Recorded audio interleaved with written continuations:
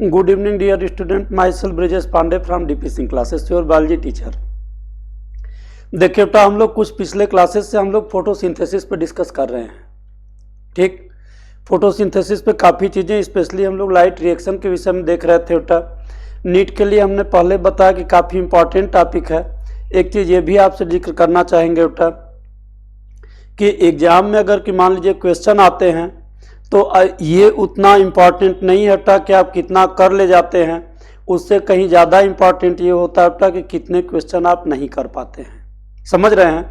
और ख़ास करके वो क्वेश्चन जो अगर कि आप कर पाते या करने लायक क्वेश्चन जो आप नहीं कर पाते हैं बेटा, वही मेनली आपके देखें तो रैंक को डिसाइड कर देता है या सिलेक्शन को डिसाइड कर देता है। इसीलिए हर एक छोटी छोटी चीज़ों को टोटल क्वेश्चन एनसीईआरटी बेस्ड आते हैं, लेकिन एनसीईआरटी बेस्ड क्वेश्चन की ये टोटल मीनिंग नहीं है बेटा कि एनसीईआरटी की लाइन में ही बहुत सारे फैक्ट छिपे होते हैं। इसलिए आप उसके कंसेप्ट को अच्छे से अगर समझ लेते हैं तो उस पर चाहे जैसे क्वेश्चन पूछा जाए आप हर तरह से क्वेश्चन करने में देखेंगे बेटा तो अपने को कैपेबल पाएंगे। ठीक, तो इसलिए बेटा इस टॉपिक को, फोटोसिंथेसिस की टॉपिक को, हर एक छोटी बड़ी पॉइंट जो एनसीईआरटी से रिलेटेड है उसके कंसेप्ट को क्लियर करते हुए आगे बढ़ रहे हैं। ठीक, देखिए फोटोसिंथेसिस में अब तक हम लोग क्या क्या देख चुके बेटा कि फोटोसिंथेसिस का डिफिनीशन हम लोग देख चुके कि फोटोसिंथेसिस फूड सिंथेसिस की प्रोसेस है लाइट एनर्जी और सोलर लाइट एनर्जी और क्लोरोप्लास्ट के प्रेजेंस में। इसके बाद अर्ली एक्सपेरिमेंट्स हम लोग इस पे देख चुके बेटा कि किस तरीके से फोटोसिंथेसिस के डिफरेंट कंडीशंस को आगे बढ़े। इसके बाद हम लोग इसमें देख चुके बेटा साइट ऑफ फोटोसिंथेसिस। ठीक, वो है क्लोरोप्लास्ट। क्या हो गया बेटा? क्लोरोप्लास्ट। ठीक, क्लोरोप्लास्ट के साथ हम लोगों ने इलेक्ट्रॉन ट्रांसपोर्ट सिस्टम देखा। इलेक्ट्रॉन ट्रांसपोर्ट सिस्टम के साथ हमने आपको एक्सप्लेन किया था फोटोफॉस्फोरिलेशन। ठीक, इलेक्ट्रॉन ट्रांसपोर्ट सिस्टम के साथ हम लोगों ने एक्सप्लेन किया था फोटोफॉस्फोरिलेशन। लेकिन फोटोफॉस्फोरिलेशन जो अर्ली एक्सपेरिमेंट में या अर्ली स्टेज में जो अर्नान ने क्लियर किया था कि जब इलेक्ट्रॉन ट्रांसपोर्ट होता है H2O से जब इलेक्ट्रॉन NADP+ तक पहुंचता है through PS second and PS first. ठीक, तो इस प्रोसेस में एनर्जी रिलीज होती है, जो रियल में होती है बेटा सोलर एनर्जी, और वही एनर्जी को यूज करके ATP की सिंथेसिस होती है। ठीक, इसीलिए इसे कहते हैं बेटा फोटोफॉस्फोरिलेशन। लेकिन एक्चुअल रीजन क्या है बेटा फोटोफॉस्फोरिलेशन का, इसको एक्सप्लेन किया पीटर माइकल ने केमी ऑस्मोटिक हाइपोथेसिस में। ठीक, इधर बढ़ने से पहले हम लोग थोड़ा सा एक्सप्लेन करते हैं बेटा या समझते हैं। एक वर्ड एनसीईआरटी में यूज किया है बेटा फोटॉन्स। क्लियर हुआ? देखिए बेटा, इसके पहले हम लोग बढ़ते हैं जो एनसीईआरटी में एक वर्ड यूज किया है बेटा फोटॉन्स। ठीक, फोटॉन्स के विषय में पहले समझते हैं बेटा कि फोटॉन्स हैं क्या, फोटॉन्स का इंपॉर्टेंस क्या है। क्लियर हुआ बेटा? फोटॉन्स हैं क्या, नहीं व्हाट आर फोटॉन्स, फोटॉन्स का इंपॉर्टेंस क्या है और किस तरीके से फोटोसिंथेसिस से रिलेटेड है। ठीक, ये बहुत ही सिंपल केमिस्ट्री का अगर देखें बेटा तो कंसेप्ट है जो बहुत इजीली इस पर समझ में आ जाएगा और फॉलो किया जाता है। ठीक, आइए देखते हैं बेटा कि फोटॉन्स क्या है और कैसे, किस तरीके से, कितने की रिक्वायरमेंट कैसे होती है। क्लियर हो गया? देखिए, अगर आप फोटॉन देखें बेटा तो फोटॉन को पहले तो ये जान लीजिए बेटा कि एक और वर्ड यूज करते हैं बेटा क्वांटा। क्या कहेंगे बेटा? क्वांटा। यानी फोटॉन और क्वांटा ये दोनों आप देखें बेटा तो सिनोनिमस वर्ड्स हैं। Photon and quanta both are synonymous words used in the sense of light energy या सोलर रेडिएशन। यानी सोलर रेडिएशन के सेंस में यूज किए जाने वाला फोटॉन और क्वांटा ये दोनों अगर देखें बेटा तो सिनोनिमस वर्ड है। आइए देखें कि इसकी मीनिंग क्या है बेटा। ठीक, देखिए फोटॉन या क्वांटा आप कोई भी आप यूज करें बेटा तो ये फोटॉन या क्वांटा होते हैं बेटा discrete packet of energy. Photon या क्वांटा क्या है बेटा? Discrete packet of energy. ठीक, किसकी एनर्जी बेटा? Of solar radiation.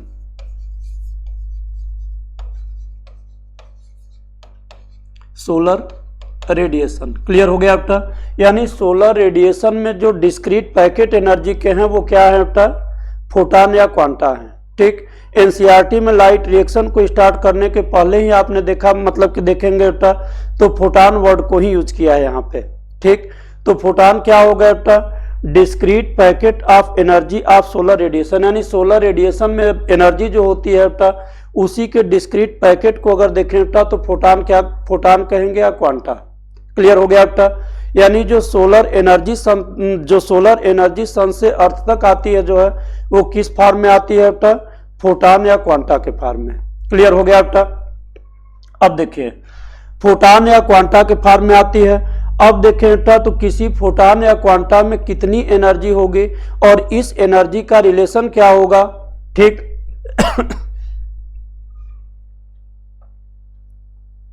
देखिए बेटा फोटान के क्वांटा के रिलेशन और इसके तमाम चीजों को क्लियर किया था बेटा।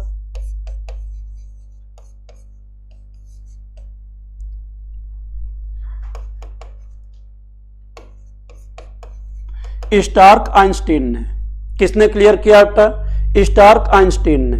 ठीक, स्टार्क आइंस्टीन ने अगर आप देखें बेटा तो एक रिलेशन भी दिया था E इक्वल एच न्यू। क्या हो गया बेटा, E इक्वल एच न्यू। ठीक, E इक्वल एच न्यू अगर आप देखें बेटा तो ये किसके लिए है, फोटान या क्वांटा की जो डिस्क्रीट पैकेट ऑफ एनर्जी है बेटा, किसी फोटान या क्वांटा में कितनी एनर्जी होगी। ठीक, ये कौन डिटरमाइन करेगा बेटा, E इक्वल एच न्यू। ठीक, न्यू क्या है यहां पे, न्यू है बेटा फ्रीक्वेंसी ऑफ लाइट रेडिएशन।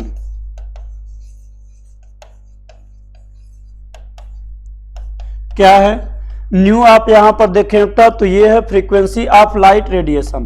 ठीक, और एच क्या है यहां पर, प्लांक कांस्टेंट है। एच क्या है बेटा, प्लांक कांस्टेंट। क्लियर हो गया। क्योंकि प्लांक कांस्टेंट है बेटा तो यहां एच की कोई मीनिंग नहीं रह गई, मतलब रेडिएशन पर अगर देखें बेटा तो एच का कोई इफेक्ट नहीं होगा क्योंकि कांस्टेंट है।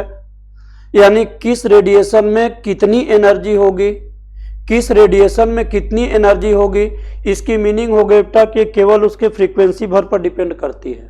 किस पे डिपेंड करती है बेटा, फ्रीक्वेंसी पे। यानी आप ये भी कह सकते हैं बेटा कि E प्रोपोर्शनल 1 लैम्डा, सॉरी देखिए बेटा आप ये भी कह सकते हैं E प्रोपोर्शनल 1 लैम्डा। क्लियर हो गया बेटा। क्योंकि आप जानते हैं कि फ्रीक्वेंसी और वेवलेंथ ये क्या है बेटा, ये है वेवलेंथ।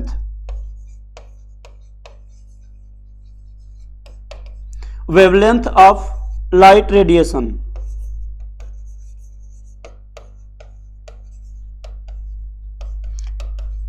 लैम्डा क्या है बेटा, लैम्डा है wavelength of light radiation. Clear हो गया। आप बड़ा कॉमन सा इनमें रिलेशन जानते हैं बेटा,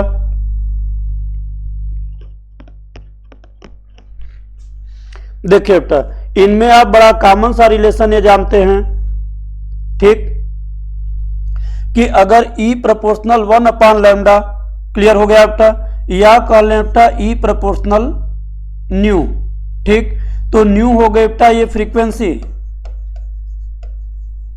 न्यू क्या हो गई बेटा, फ्रीक्वेंसी, और लैम्डा हो गई वेवलेंथ। यानी वेवलेंथ के एनर्जी जो होगी बेटा फोटान की एनर्जी, यानी energy of photon is inversely proportional to wavelength and directly proportional to frequency.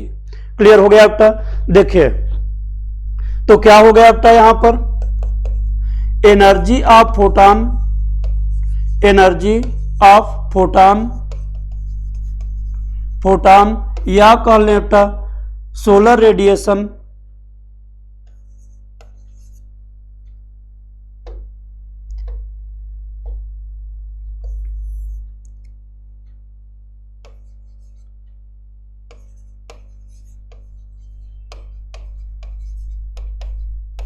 देखिए बेटा एनर्जी ऑफ फोटान या solar radiation is directly proportional to,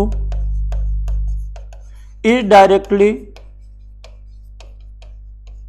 proportional to proportional to its frequency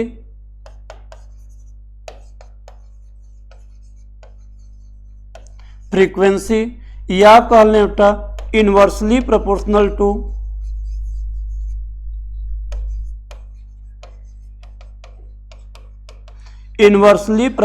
to wavelength. Clear हो गया बेटा? Inversely proportional to wavelength of light radiation.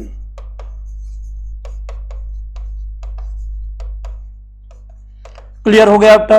अगर हम देखें E equal h nu relation को हम देखें बेटा, तो उससे ये समझ में आती है कि किसी सोलर रेडिएशन या किसी भी, जो कि अगर आप देखें तो जो है कि किसी भी स्पेक्ट्रम की सोलर रेडिएशन की एनर्जी जो डिपेंड करेगी बेटा, वो फ्रीक्वेंसी के डायरेक्टली प्रोपोर्शनल होगी और वेवलेंथ के क्या होगी बेटा, इनवर्सली प्रोपोर्शनल होगी। क्लियर हो गया बेटा? अब आइए अगर इस पर थोड़ा सा और आगे बढ़ते हैं। देखिए बेटा, ये आप पहले भी जान चुके हैं कि फोटोसिंथेसिस की जो हाईएस्ट रेट होती है बेटा विजिबल रेडिएशन पे होती है, यानी फुल स्पेक्ट्रम पर होती है। लेकिन अगर हम विजिबल रेंज में देखें बेटा, किसमें हम देखें, अगर हम देखें बेटा विबग्योर, ठीक, ये है बेटा आपका विजिबल स्पेक्ट्रम। क्या हो गई है, visible spectrum of light. Clear हो गया? यही सबसे वैल्यूएबल स्पेक्ट्रम है बेटा फोटोसिंथेसिस के लिए। आप जान रहे हैं कि वैसे फोटोसिंथेसिस फुल स्पेक्ट्रम में सबसे बेस्ट होती है, जो है रेट ऑफ फोटोसिंथेसिस। क्लियर हो गया बेटा? अगर आप देखें अलग अलग के लिए देखें बेटा, तो विजिबल रेंज में सबसे बेस्ट होगी। इसके बाद आपने देखा बेटा कि अगर स्प्लिट स्पेक्ट्रम में देखें, अलग अलग अगर वेवलेंथ पर देखें बेटा, तो सबसे हाईएस्ट रेट होती है बेटा रेड वेवलेंथ पर। क्लियर हो गया? और नेक्स्ट पिक जो आती है बेटा ब्लू वेवलेंथ पर आती है। किस पे आती है बेटा, फोटोसिंथेसिस की रेट सबसे हाईएस्ट जो कि अगर की आती है बेटा, वो रेड वेवलेंथ पर। क्लियर हो गया?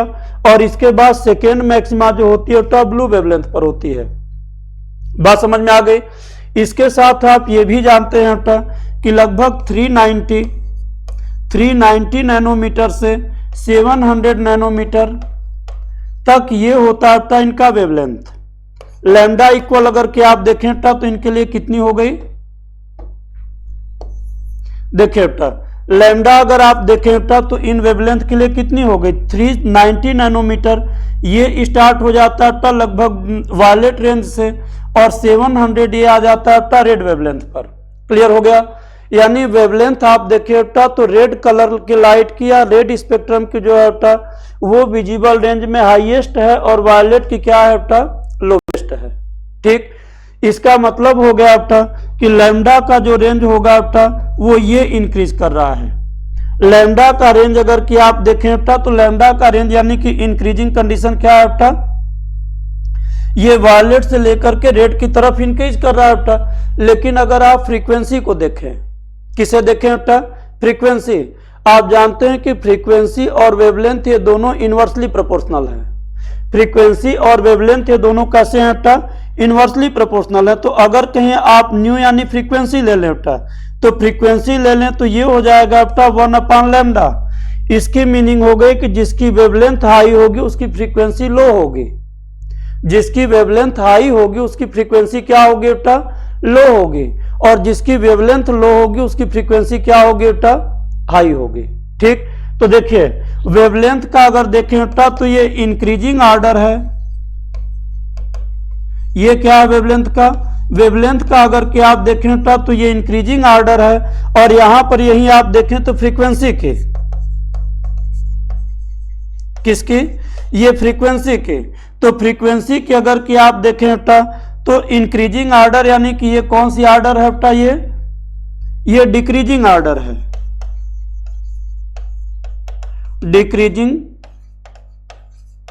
डिक्रीजिंग ऑर्डर है बेटा। अगर विबग्योर में अगर कि आप देखें बेटा विजिबल रेंज लाइट के, तो लाइट के विजिबल रेंज में वेवलेंथ वायलेट से रेड की तरफ इंक्रीज कर रहा है 390 to 700। क्लियर हो गया बेटा?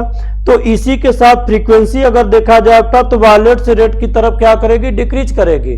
ठीक, इसकी मीनिंग क्या हो गई बेटा,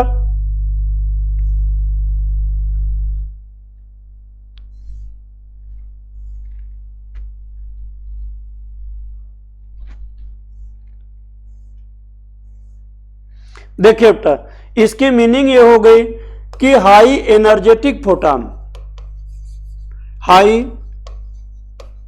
एनर्जेटिक फोटॉन जो होगा बेटा, हाई एनर्जेटिक फोटॉन होगा जो वो किसका होगा बेटा, वो होगा ब्लू स्पेक्ट्रम। एक चीज और ध्यान रखिए बेटा कि यहाँ विबग्योर में वायलेट इंडिगो को नहीं ले रहे हैं बेटा, क्योंकि हमको केवल फोटोसिंथेसिस ये क्लियर करने के लिए ले रहे हैं बेटा कि रेड वेवलेंथ पर फोटोसिंथेसिस की रेट मैक्सिमम होती है और सेकेंड मैक्सिमा मिलती है ब्लू पर। यानी ब्लू रेडिएशन की अपेक्षा रेड रेडिएशन में देखें बेटा तो रेट ऑफ फोटोसिंथेसिस हाई होती है। क्यों ऐसा होता है, क्लियर हुआ? देखिए, तो जो हाई एनर्जेटिक फोटॉन होगा बेटा रेड और ब्लू इन दोनों में, वो किसका होगा बेटा,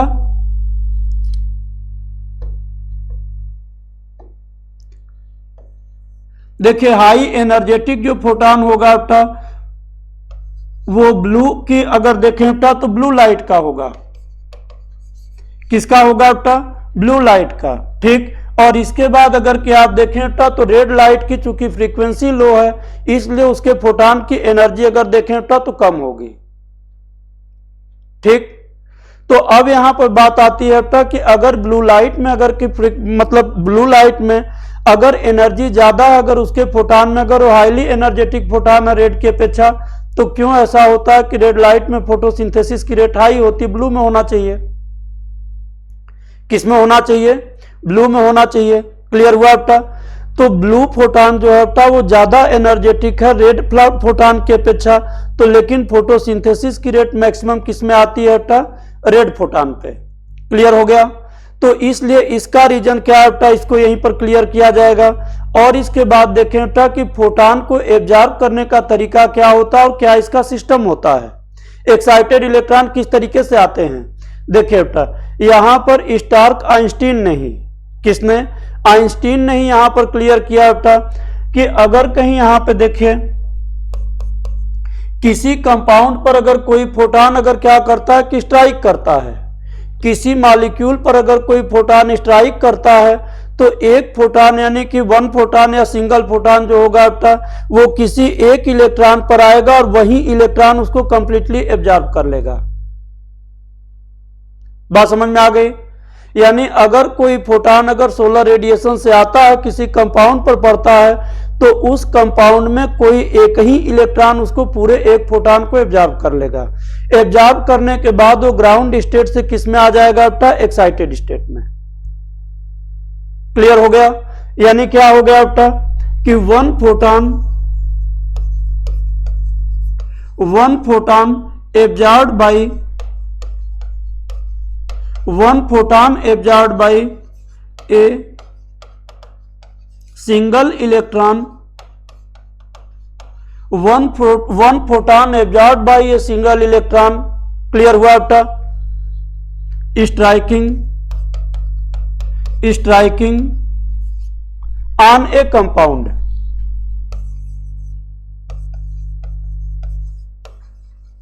क्लियर हो गया बेटा?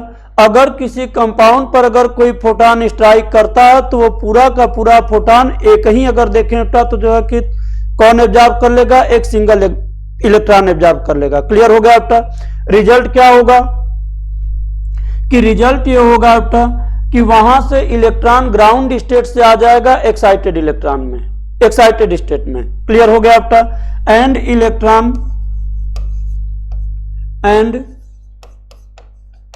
Electron comes in excited state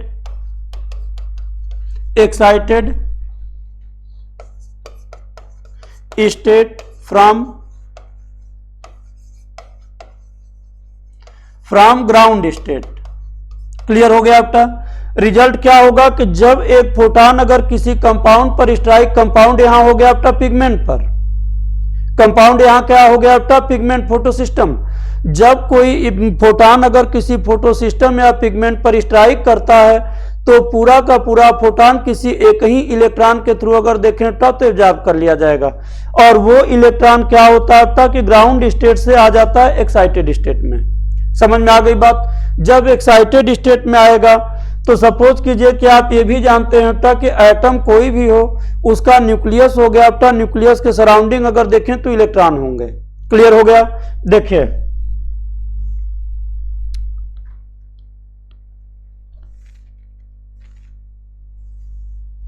देखिए बेटा, ये सपोज कीजिए अगर कि किसी एटम का अगर के न्यूक्लियस हो, देखिए बेटा ये सपोज कीजिए अगर किसी एटम का ये हो न्यूक्लियस, ठीक, और इसके बाहर अगर क्या आप देखें बेटा तो ये ऑर्बिट्स हों। इन ऑर्बिट्स में ये हो गए बेटा इलेक्ट्रॉन्स। क्या हो गए इस ऑर्बिट्स में? इस ऑर्बिट्स में ये सपोज कीजिए बेटा कि इलेक्ट्रॉन्स हो गए, ठीक। अब यहां पर आप देखिए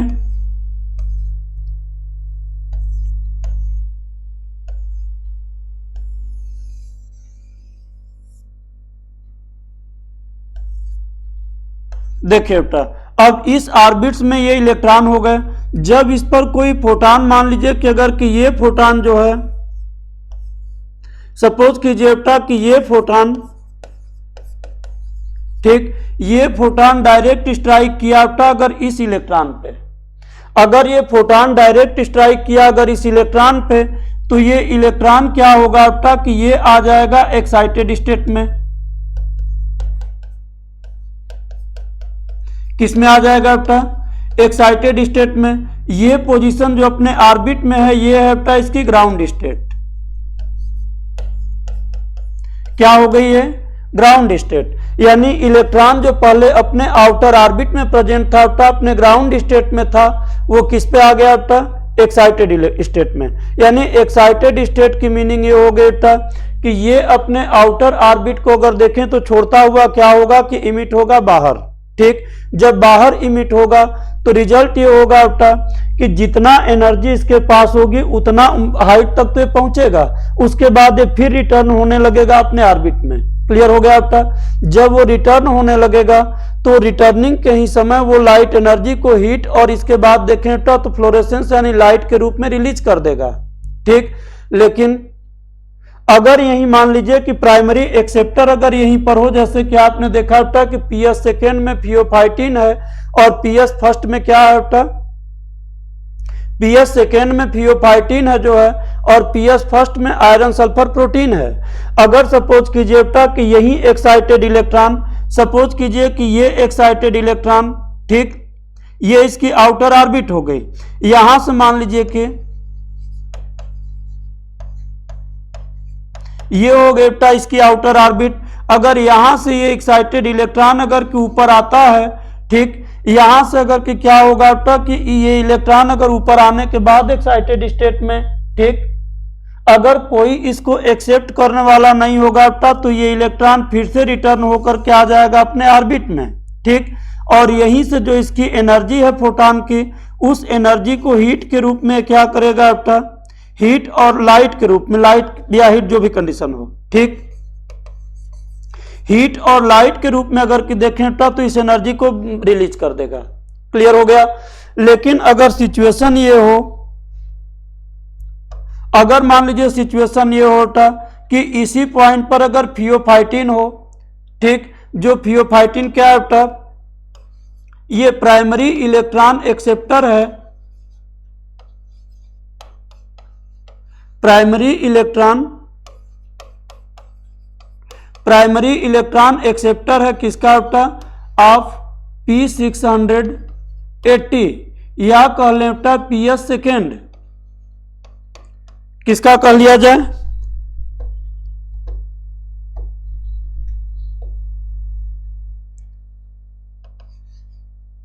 पीएस सेकेंड। क्लियर हो गया बेटा? अगर मान लीजिए फियोफाइटिन अगर इसी पोजीशन पर अगर की हो तो क्या होगा कि ये जब जंप करेगा बेटा तो ये इलेक्ट्रॉन इधर ना जा करके यहीं से एक्सेप्ट कर लिया जाएगा फियोफाइटिन के थ्रू, ठीक। तो अब यहां से हीट या लाइट एनर्जी को अगर देखें बेटा तो उतना रिलीज नहीं कर पाएगा। यही फियोफाइटिन P680 या पीएस सेकेंड में है, तो यहीं पर अगर आप देखें बेटा, यहीं पर आप देखिए तो आयरन सल्फर प्रोटीन, ठीक, ये है बेटा प्राइमरी इलेक्ट्रॉन एक्सेप्टर,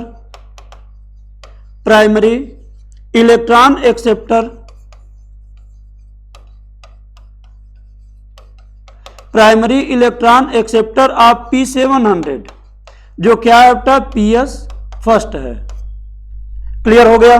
तो अगर इसी कंडीशन में इलेक्ट्रॉन अगर क्या है तो क्या होगा कि ये इलेक्ट्रॉन एक्सेप्ट कर लिया जाएगा primary electron acceptor of photo system या कह लीजिए पिगमेंट सिस्टम या रिएक्शन सिस्टम द्वारा। ठीक, अगर मान लीजिए कि ये रिएक्शन सेंटर नहीं है तो बाकी एक्सेसरी पिगमेंट जो है बेटा उनके पास प्राइमरी इलेक्ट्रॉन एक्सेप्टर नहीं है। फोटो सिस्टम के जो एक्सेसरी पिगमेंट है उनके पास ऐसे प्राइमरी इलेक्ट्रॉन एक्सेप्टर नहीं है, इसलिए ये इलेक्ट्रॉन जब आगे आते हैं तो डिफरेंट एक्सेसरी पिगमेंट जो है बेटा उन्हीं के इलेक्ट्रॉन को एनर्जी ये ट्रांसफर करते हुए अल्टीमेटली पहुंच जाते हैं कहां, रिएक्शन सेंटर तक। क्लियर हो गया। इसीलिए आप देखिए तो किसी भी फोटो सिस्टम में रिएक्शन सेंटर भर एक्टिव होता है, बाकी एक्सेसरी पिगमेंट का इतना ही वर्क होता है या फंक्शन होता है बेटा कि वो बस केवल इंडक्टिव रिजोनेंस के थ्रू ये जो ट्रांसफर हो रहा है बेटा एनर्जी इंडक्टिव रिजोनेंस कहेंगे। इंडक्टिव रिजोनेंस के थ्रू ये एनर्जी को ट्रांसफर करते हुए ultimately terminal electron collecting centre तक या एनर्जी कलेक्टिंग सेंटर तक पहुंचा देंगे। ठीक, क्यों? क्योंकि उनके पास प्राइमरी इलेक्ट्रॉन एक्सेप्टर नहीं है, जबकि जो electron excited electron reaction centre release करता है उनके साथ लगे हुए हैं बेटा प्राइमरी इलेक्ट्रॉन एक्सेप्टर। इसका रिजल्ट ये निकलता है बेटा कि उस इलेक्ट्रॉन को एक्सेप्ट कर लेते हैं और प्रोसेस आगे की तरफ बढ़ जाती है। क्लियर हुआ बेटा?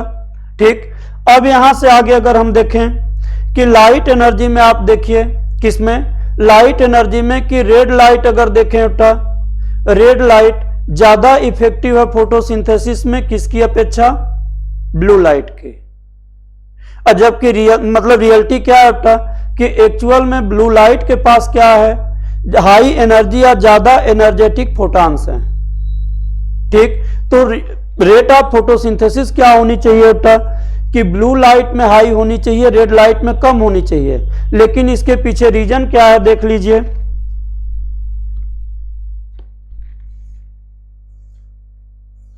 देखिए बेटा इसके पीछे रीजन ये है, ठीक, कि जब यहां से अगर कि आप देखें बेटा तो ये जो है कि किससे P680 से जब एक्साइटेड इलेक्ट्रॉन रिलीज होता है तो ये आ गया बेटा अपने प्राइमरी इलेक्ट्रॉन एक्सेप्टर पर।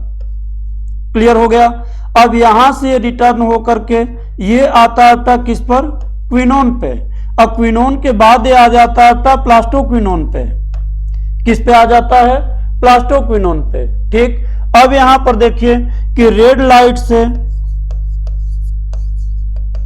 किससे, रेड लाइट से इमिट किया गया इलेक्ट्रॉन इस लेवल तक पहुंचने के लिए कोई अगर देखा जाए तो खास एनर्जी या हीट को रिलीज नहीं करता।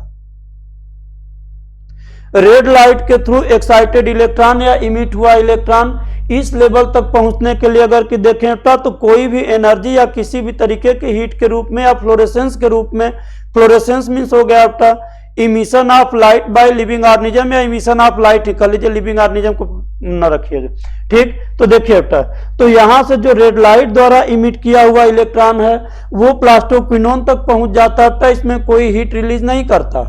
ठीक, और जबकि जब ब्लू लाइट एब्जॉर्ब करता है कौन, यहीं पर जब ब्लू लाइट एब्जॉर्ब करता है बेटा,